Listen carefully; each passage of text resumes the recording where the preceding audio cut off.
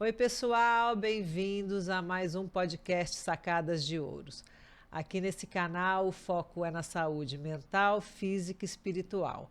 Se você ainda não está inscrito no meu canal, clique aqui embaixo no botão vermelho e começa a seguir. Hoje eu tenho o prazer de receber a Lili Moraes, que é nutricionista esportiva. É um prazer ter você aqui, Lili, para a gente começar uma lembrancinha. Muito obrigada, Fernanda. Prazer é meu de estar aqui também. Sou super sua fã, como várias pessoas que sentam aqui também, né? Então quero falar muito bem para o seu público hoje. Ah, obrigada. Abre que eu vou te vamos botar lá. uma aguinha que a gente adora Obrigada. beber água. A gente fala demais, né? Tem que hidratar também. Que linda. Obrigada. Vira para você ver o que está escrito. Aqui. Os segredos para acelerar o metabolismo. É o meu... Seu slogan, né? Tipo que você fala sempre, né? Sim, meus posts lá no Instagram. Ai, Legal, obrigada. Então vamos começar. O que te motivou a escolha pela nutrição esportiva e clínica funcional? Isso. Minha mãe brinca que desde pequena eu sou nutricionista, né? Isso desde 5, 6 anos. Porque ela sempre teve bons hábitos alimentares e cultivava isso em nós, né? Que bom. E aí, depois que eu me formei, né? Eu tive o interesse, então, pela disponibilidade de tempo, de me tornar triatleta. E aí, ela super me apoiou, minha mãe e meu pai me apoiaram. E aí, eu comecei a ver o impacto que tinha, né? A minha alimentação ali no meu rendimento dentro dos treinos de triatlon. E aí, foi por isso que eu quis fazer a nutrição, para que eu pudesse me nutrir da melhor forma possível e virar uma triatleta campeã, né?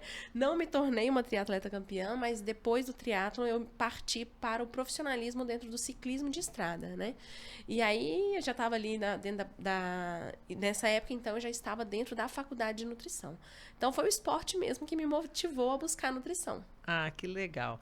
Falando sobre percepção do esforço, qual a importância de se relacionar o protocolo nutricional com o protocolo de treinamento? Exatamente. O protocolo nutricional, ele deve acompanhar as fases do treinamento, né? Porque dentro de várias modalidades esportivas, nós temos a fase de férias do atleta, depois o treinamento de base, depois o treinamento específico, pré-competitivo e pós-competitivo.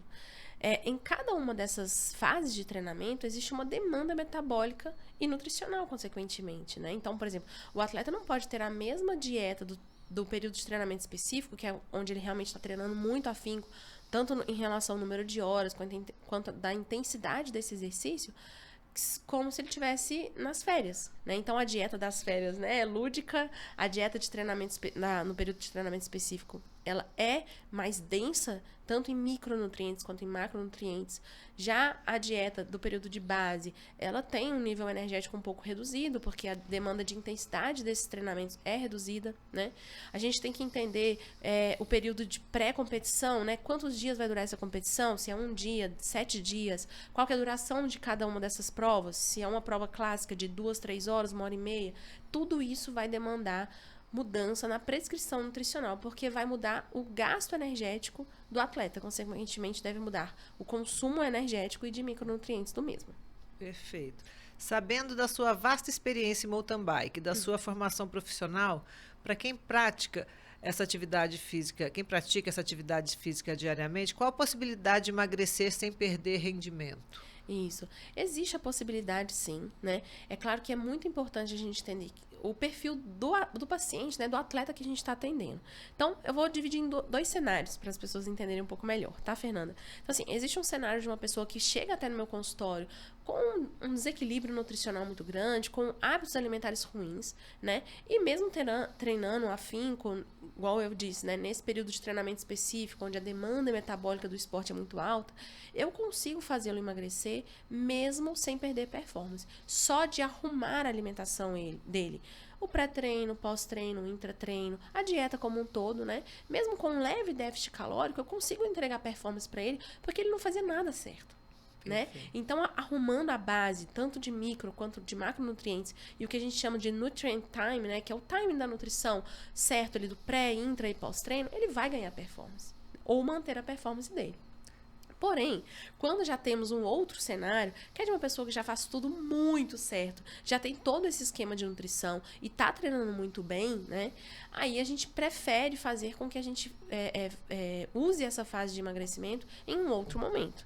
seguindo o protocolo de treinamento. Por exemplo, no período de férias ou de base, que é onde a demanda metabólica do atleta diminui, então a gente pode entrar com uma dieta mais restrita e fazê-lo emagrecer. Tá? Então, existem esses dois cenários e vou dizer que o maior público é das pessoas que não fazem nada certo, né? Então, o primeiro atleta olímpico que eu atendi, né? Eu lembro que eu já estava morando aqui em São Paulo, no estado de São Paulo, né?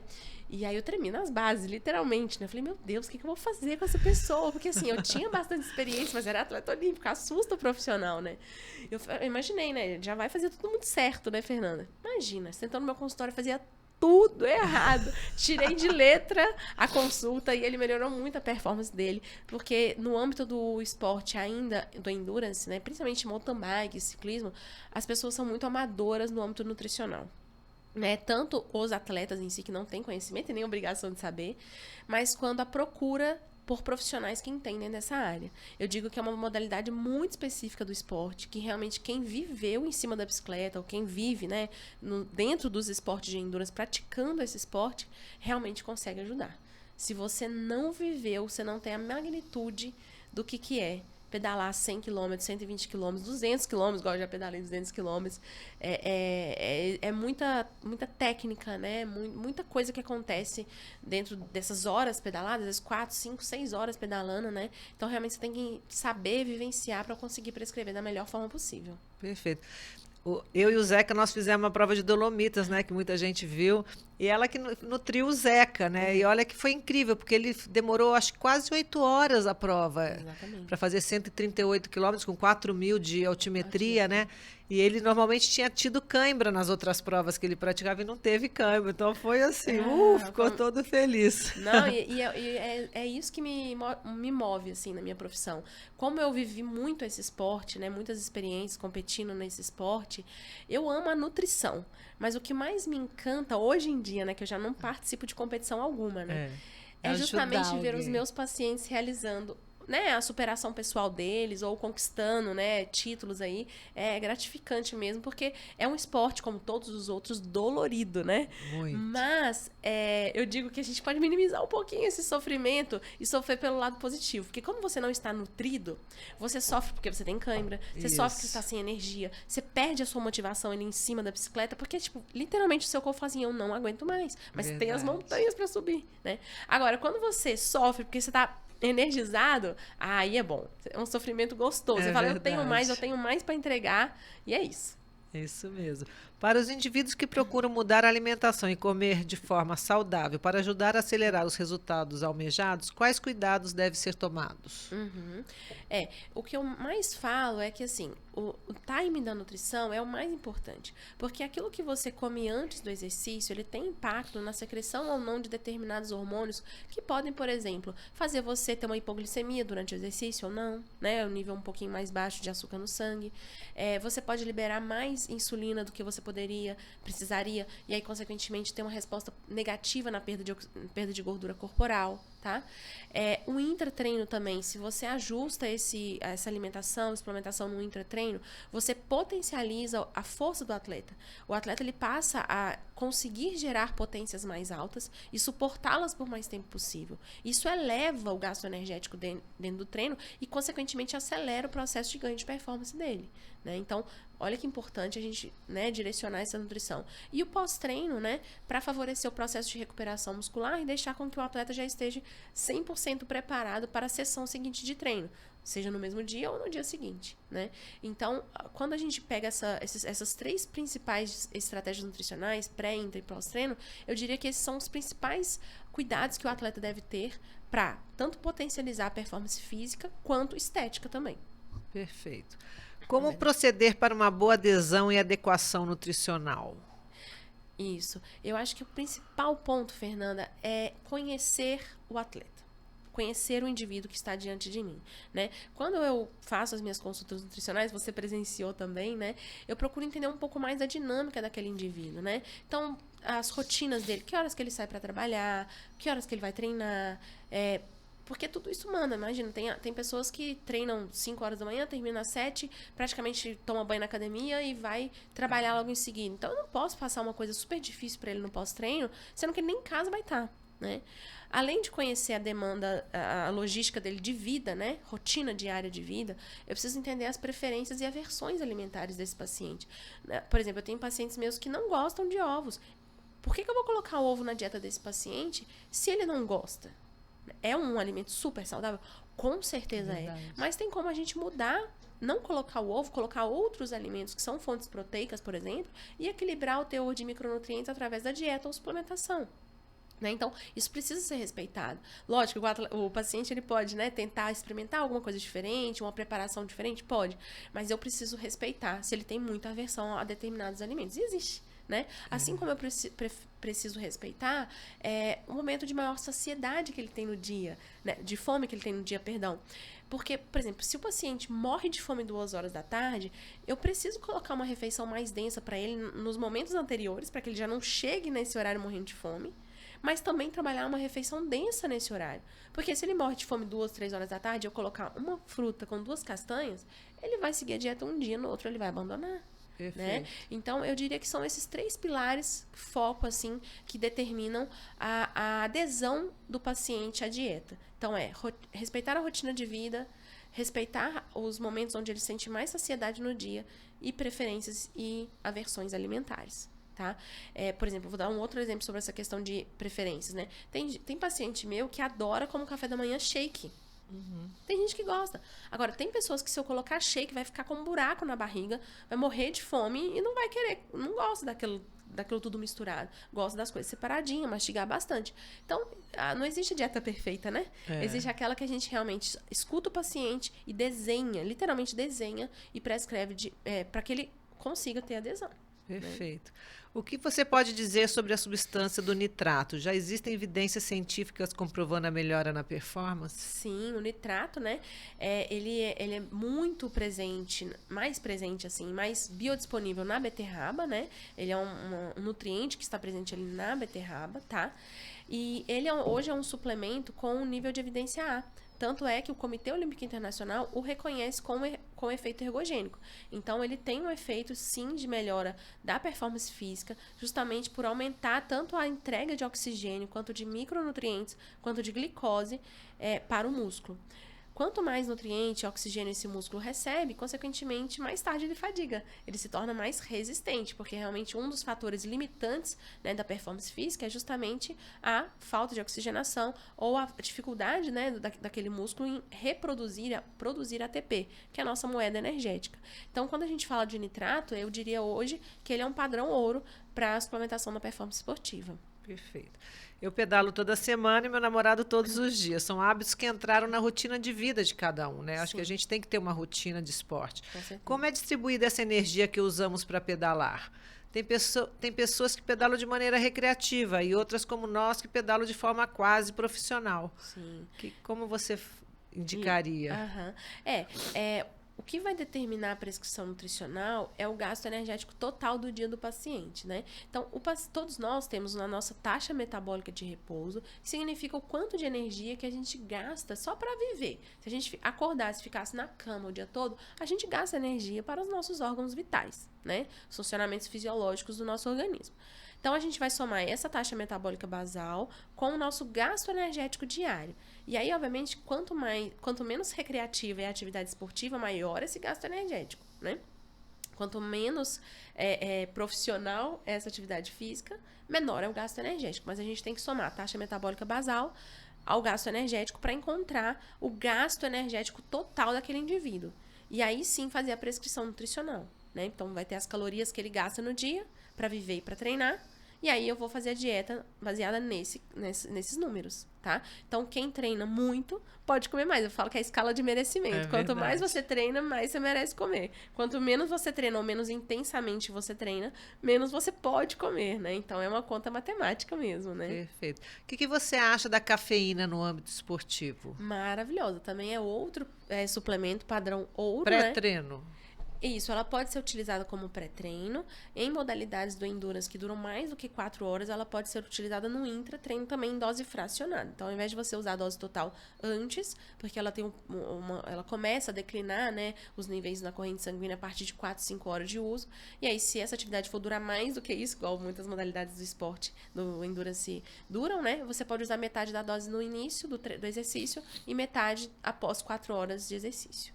É um suplemento que vai diminuir a dor muscular, né? E diminuir a dor, a percepção de dor do atleta, que é um dos fatores limitantes também para que ele ou reduza a velocidade média dele, né? A velocidade contrátil muscular, ou interrompa a atividade. Tá? E, além disso, o uso da cafeína reduz a percepção de esforço. Tá? Então, é como se o atleta conseguisse realmente ir mais longe com a cafeína antes. Eu tomo café, eu adoro tomar café com canela e óleo de coco. Até a hora que eu estava vindo aqui para cá, eu vim tomando no carro, assim, e faz bem, né? Porque a canela faz bem, o óleo de coco faz bem, né? Sim, sim. Aquele, como é que chama? Super Coffee? Super Coffee é tipo isso, né? O Super Coffee é um blend, né, de micronutrientes, então ele vai ter vitaminas, minerais. Ele tem um composto muito interessante que é a taurina, quando associado com a cafeína, ela melhora foco e concentração, inibindo também as respostas adrenérgicas da cafeína, né? Então você fica literalmente excitado, né, pela ação da cafeína, mas ao mesmo tempo concentrado e focado. Quando você usa muitas vezes a cafeína sozinho, você só tem essa excitabilidade.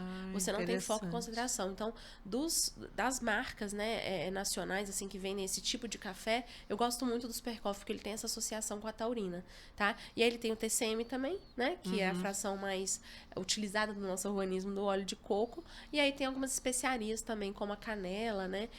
Então, é um blend bem interessante de café. Legal, assim, bom saber. Quais os principais impactos das estratégias nutricionais relacionadas à pré-competição e intracompetição? Isso você já falou, né, no começo. Mais alguma coisa a falar sobre isso? Tem que ver, né, o atleta. Cada atleta tem um corpo, cada atleta tem uma demanda, né?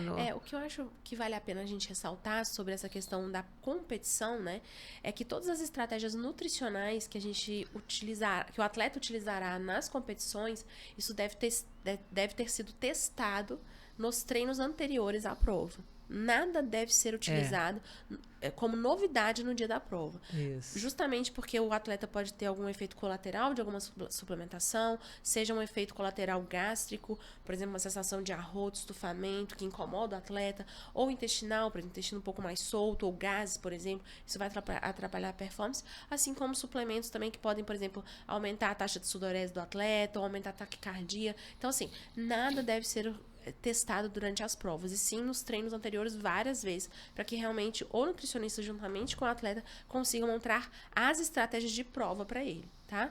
Além disso, obviamente, a gente tem que salientar que a refeição que o atleta faz antes da prova, né, também deve ter sido testada anteriormente, para que aquilo realmente tenha a capacidade de ser digerido no organismo daquele atleta e consiga ter um fornecimento energético mediante a isso. Perfeito.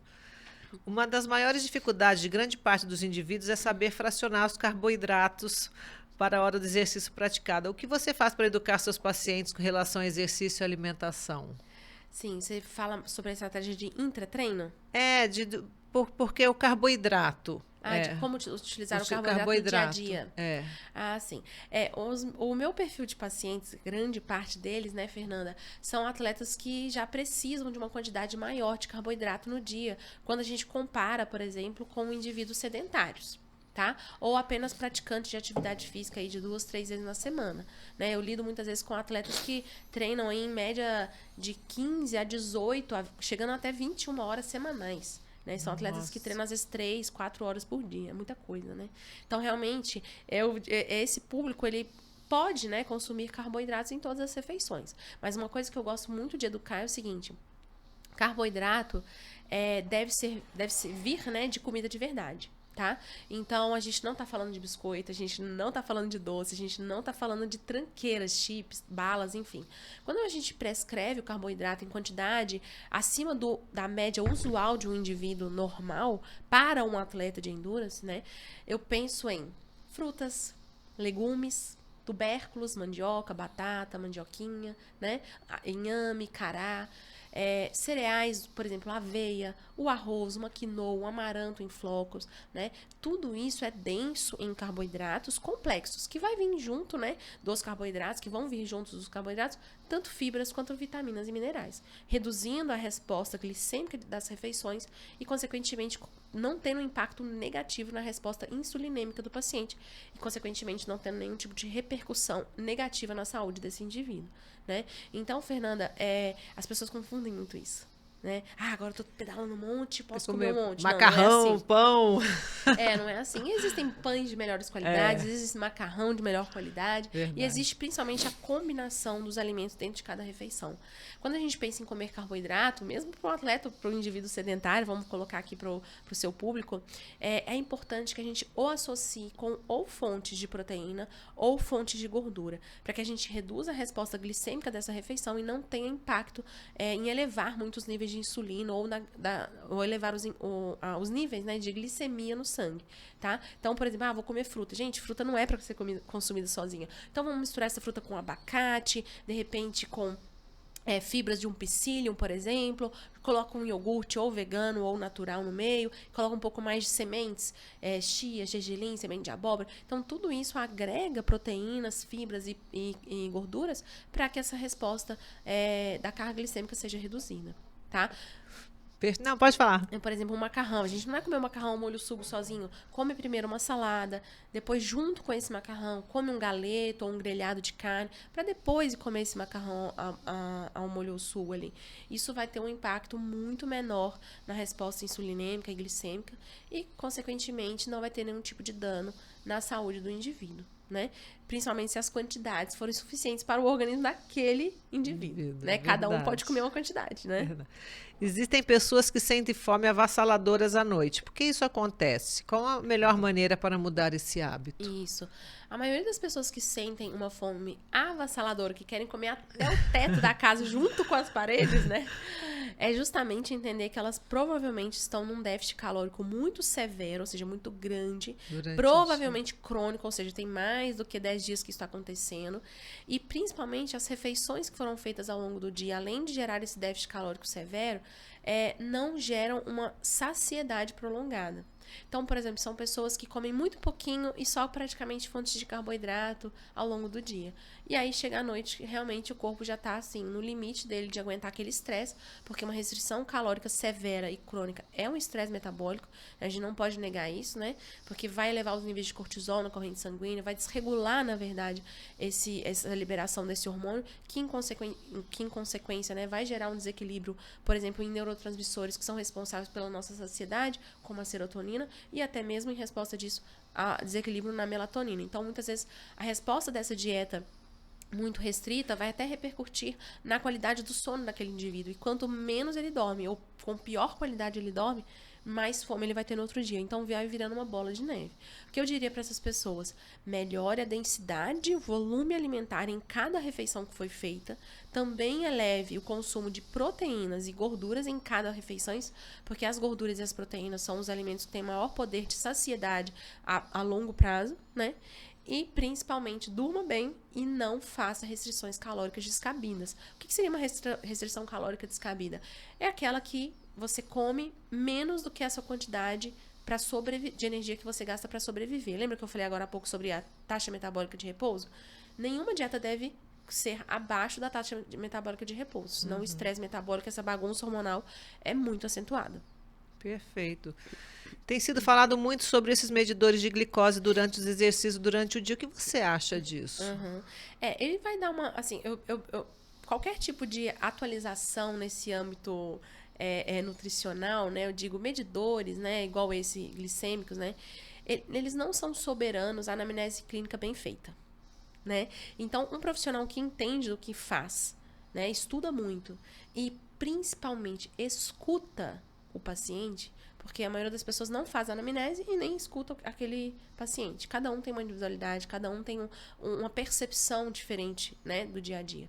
Então, se a gente faz uma boa anamnese, a gente já consegue conduzir uma prescrição nutricional para esse atleta que evite quedas na glicemia desse indivíduo ou gere qualquer tipo de hiperglicemia, tá? Porém, esses medidores, eles vão dizer o que está acontecendo naquele organismo em números, né? Então, serve para agregar o profissional que prescreve e trazer segurança para o atleta que utiliza, tá? Então, sim, pode ser uma ferramenta interessante para fazer algum ajuste fino na prescrição nutricional. Você viu ontem a final do Mundial? Ontem passou o Mundial Feminino de estrada, né? E faltando 6 quilômetros, uma ciclista candidata ao pódio, que estava entre as 3 primeiras, tentou uma fuga na subida e teve cãibras. E não conseguiu ganhar a prova. Qual a suplementação adequada para não ter cãibras, assim, básico para não ter cãibra? Por que a gente tem cãibra? É o músculo que está em fadiga? Isso, o músculo entra em fadiga e aí involuntariamente você não consegue fazer a contração muscular. Né? Então, ele fala, você é obrigado involuntariamente a parar o exercício, né? Então, o músculo ele entra em fadiga por N fatores, mas aqui eu vou falar alguns, tá? Então, pode ser por falta de carboidrato durante o exercício, ele também pode gerar câimbras, tá? Pode ser por falta de água, a própria água pura, a hidratação, os atletas muitas vezes negligenciam. Pode ser por um desequilíbrio dos eletrólitos, principalmente entre sódio, potássio, cálcio e magnésio, tá? Ou pode ser também por algum tipo de encurtamento muscular que aquele atleta tem, ou por aquele músculo já estar em fadiga há muito tempo. Por exemplo, não estou dizendo que foi o caso dessa atleta, mas alguma atleta que, por exemplo, não faz o ciclo de treinamento direito, então treina muito forte na semana da prova e já chega com o músculo fadigado na prova. Tá? Então, tem vários fatores, mas assim, os cuidados nutricionais básicos que o atleta deve ter para não ter cãibra. Então, do minuto 0 ao minuto final do exercício, ele deve consumir de maneira fracionada fontes de carboidrato, eletrólitos e água. Isso a cada 10, 15, no máximo 20 minutos. Tá? Se ele faz isso do minuto 0 ao minuto final, muito provavelmente ele não vai ter cãibra. Eu lembro que lá o Zeca separava, era saquinho com grande, saquinho pequeno, era com um monte, né? Foi cheio, botou amarrado. Você mandou muita coisa ele levar. E eu acho que ele falava assim, isso aqui também já estou levando muita coisa, vou deixar isso aqui.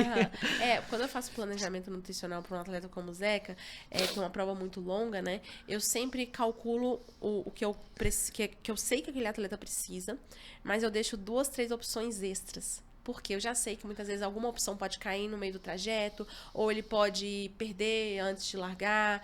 Algo pode acontecer que ele não consiga ter acesso a ele. Então, aquele coisa assim, eu gosto que meu paciente tenha a 100% autonomia daquilo que ele vai realmente utilizar durante o exercício, né? Caso ele não precise, é melhor voltar com o bolso cheio do que no meio do percurso perceber que o bolso está vazio e precisar e não ter. Né? Então, eu falo, é melhor sobrar do que faltar. Quando a gente fala no âmbito da estratégia de intraprova. Tá? Entendi. As minhas perguntas acabaram. O que mais que a gente pode falar? Pensa aí uma pergunta que eu possa... Vamos pensar alguma coisa que pode chamar atenção, assim. A gente pode, de repente, falar sobre o pós-treino. Fale, dê dicas de pós-treino, né? Tá. Lili, para quem nos assiste, dê dicas de pós-treino para quem pratica exercício físico. Certo. Um bom pós-treino, ele é composto, primeiro, de boas fontes de proteína, tá? Proteínas de alto valor biológico, como, por exemplo, carne, frango, peixe, ovos, ou, por exemplo, uma suplementação à base de whey protein ou proteína vegana em pó, né? São excelentes recursos aí que a gente pode colocar para quem não é intolerante à lactose ou não tem alergia à sensibilidade, não tem sensibilidade ou alergia à proteína do leite, pode ser utilizado, por exemplo, iogurtes e queijos também, tá? Nunca consumir as proteínas sozinha, porque sim, elas vão contribuir muito para a resposta de recuperação muscular, mas sozinha elas não fazem todo o processo de recuperação muscular. Então, a gente tem que associar isso com boas fontes de carboidrato. Então, por exemplo, boas fontes de carboidrato, o próprio cereal, a aveia, por exemplo, ou o arroz, se for o horário do almoço, né, do paciente, um arroz, uma batata, mandioquinha, ou até mesmo pães de fermentação natural, pão sem glúten, né? Frutas são excelentes fontes também. Então, a gente associar esses 2 macronutrientes é muito importante. Além disso, a gente tem alguns segredinhos da parte da nutrição que podem acelerar mais ainda esse processo de recuperação muscular. Por exemplo, colocando alimentos arroxeados, o tom arroxeado, no momento do pós-treino. Por exemplo, a beterraba, as frutas vermelhas, uma jabuticaba, a própria berinjela, né? a gente pode colocar esses alimentos arroxeados, a batata doce roxa, para potencializar. Por quê? Eles são ricos em antocianina. Essa substância, ela tem esse potencial de melhorar a resposta de recuperação muscular sem interferir negativamente nas respostas evolutivas dentro do treinamento. Tá? Então, uma receitinha que eu adoro passar para quem gosta de shake. Eu vou passar 2 receitas, então. Tá. Quem gosta de shake, whey protein, suco de uva integral. Ó, esqueci de falar da uva, né? A uva é um alimento riquíssimo em antocianinas, que também tem bastante carboidrato no âmbito quando é suco, né? Mas é bom prevenir o suco concentrado de uva, não aquelas polpas misturadas, né? Então, whey, suco de uva integral. Aí você pode colocar uma polpa de frutas vermelhas ou comprar as frutas vermelhas congeladas e colocar, tá? E ainda colocar ali mais uma banana, linhaça dourada. Poxa, vai ter muitos nutrientes ali para melhorar o processo de recuperação muscular. Outra receita que eu gosto muito de passar é o mingau de aveia, para quem já gosta de mastigar um pouquinho mais. Você aquece um leite vegetal ou um leite, né, quem gosta de leite de vaca, e aí coloca aveia, mistura, vai virar um mingauzinho. E aí para você adicionar valor nutricional ali, você coloca frutas vermelhas desidratadas. Eu adoro fazer ovos com sementes, né? Tem gergelim, tem semente de abóbora, linhaça, enfim. Ponho manteiga, jogo as sementes, depois eu bato os 2 ovinhos, jogo e tampo. Fica uma delícia. Crocante, Fica né? crocante, Eu adoro. exatamente. Inclusive tem receitinha do cracker também de sementes, né?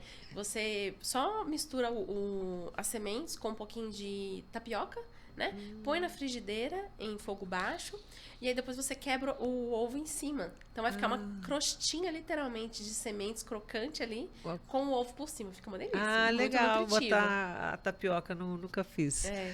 Lili, para quem está nos assistindo e quer começar a fazer ginástica agora, dá uma base de alimentação no pré-treino, pós-treino, enfim, à noite, né, antes de dormir, que antes de dormir não é hora de comer muito, né? Exatamente. Senão o intestino você não descansa, dorme, não descansa. Né? Exatamente. Então, uma coisa que eu sempre gosto de falar é o seguinte, o nosso pré-treino, ele na verdade é 24 horas antes do nosso treino. Então, a gente tem que tomar cuidado com todas as refeições que são feitas no dia anterior, né? Nas 24 horas antes do exercício. Tanto no âmbito da nutrição, quanto no âmbito de descanso, enfim.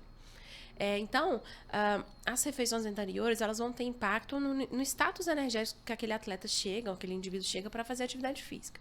Na noite anterior, obviamente, quando a gente fala de noite, é importante você se alimentar de 2, preferencialmente 3 horas antes de deitar. Refeições leves, pode ser um jantar sim, mas, por exemplo, um jantar leve, batata doce com franguinho grelhado e uns legumes cozidos, né? Ou quem não gosta, né? De repente pode fazer uma tapioca proteica, né? Que tem fácil digestão também, recheadinha ali de um atum, de um salmão, por exemplo, né? Acompanhada de uma saladinha leve, são boas opções. Esse carboidrato consumido na noite anterior, se de boa qualidade, também em quantidades consideráveis para aquele indivíduo, vai ter uma resposta positiva, de novo, no status energético que aquele indivíduo começa a atividade física. Então, para quem se exercita muito na parte da manhã, pode sim consumir carboidratos na noite anterior, óbvio, de boa qualidade, em quantidades específicas para aquele indivíduo, tá? A refeição anterior ao exercício, a gente vai falar isso de meia hora, 1 hora antes do exercício, se o indivíduo procura melhorar a performance dele, deve ser rico em carboidratos, tá? Obviamente, carboidratos de boa qualidade, de novo, sempre vou frisar isso em todas as minhas falas, mas nunca de difícil digestão ou misturar alimentos de muito difícil digestão. Por exemplo, fontes de gordura ali, muito pesadas, não são interessantes para ser consumidas antes do exercício. Bom, então falando do pré-treino, né, é interessante que a gente evite alimentos fontes de gordura, né, para justamente não hiperestimular o funcionamento intestinal ou atrapalhar o processo da digestão dos carboidratos. E aí, durante o exercício, né, quando esse exercício ele é acima de 1 hora, é indicado que o atleta consuma fontes de carboidratos de facílima digestão, eletrólitos e água, tá? Eu vou dar alguns exemplos de carboidratos de fácil digestão para quem se exercita a mais de 1 hora de duração. Então, tem aqueles carbogéis, né? São os sachezinhos de carboidrato. O atleta pode consumir as balinhas de carboidrato, bananinha para quem gosta de coisas mais naturais, tâmaras, uva passa, são todas boas fontes de carboidrato para serem consumidas durante o exercício. As fontes de eletrólitos a gente pode distribuir em formas de cápsulas de sal ou de isotônico, que são bebidas em pó, que podem ser solubilizadas em água, trazendo aí um processo absortivo eficiente também no âmbito dos eletrólitos. E aí, no pós-treino, né, como eu falei anteriormente, existem as melhores estratégias para otimizar o processo de recuperação muscular, que é combinar boas fontes de carboidrato com fontes de proteínas e também de antocianinas. Muito bom. Aí, ó, agora quem quer começar a treinar já sabe o que tem que comer, né? Por aí. Isso. Antes, durante e depois. Lili, então deixa uma mensagem para quem nos assiste. O que você gostaria de falar? Eu gostaria de falar o que eu sempre pensei quando eu comecei a me exercitar e depois quando eu me tornei atleta também. A nutrição, ela vem a potencializar todas as respostas de força, de resistência muscular que o indivíduo pode ter. Então, mesmo que você não queira competir, é muito gostoso, né, para o indivíduo a sensação de superação pessoal, né? Então, independente da modalidade que você queira fazer de esporte, né, ou de exercício físico, se alimente bem e eu tenho certeza que você vai sair de cada sessão de treinamento com a sensação de dever cumprido e feliz. Então é isso, gente. Chegamos ao fim de mais um podcast. Se você ainda não me segue, comece a seguir. Todo domingo tem uma entrevista nova no meu canal. E eu quero agradecer, Lili, foi um prazer. Prazer foi meu, Fernanda. Muito obrigada, viu? Foi muito legal. Obrigada a todos. E ela atende online, né? Online e presencialmente em Jundiaí. Exatamente. Obrigada.